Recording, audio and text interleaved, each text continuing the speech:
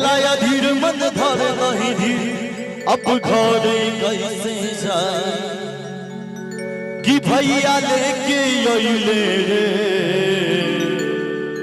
आ माधोपुर से लेके ई भौजाई ओ के लाया धीर मन धर नहीं धीर अब घरे कैसे जाई ओ के लाया धीर मन धर नहीं धीर अब घरे कैसे जाई कि भैया लेके अइले रे और हमार जयशंकर भैया लेके अइले माधोपुर से और कहे के बाद कि भैया लेके अइले रे आ घर में कुमार पहुंचाई घर में लेके अइले रे आ घर में कुमार पहुंचाई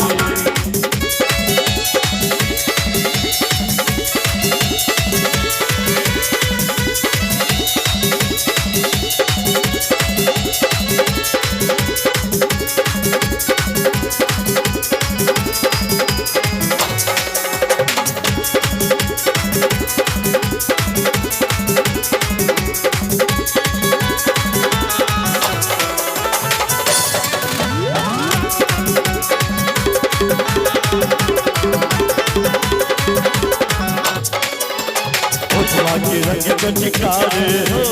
बार बार सबके निहारे फिर ख्याल लागली मैं कम तो हर साहिल सारे कुमार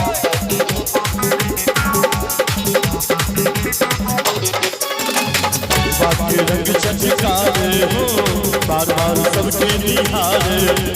फिर ख्याल लागली मैं कम तो हर अबुल बानी कुमार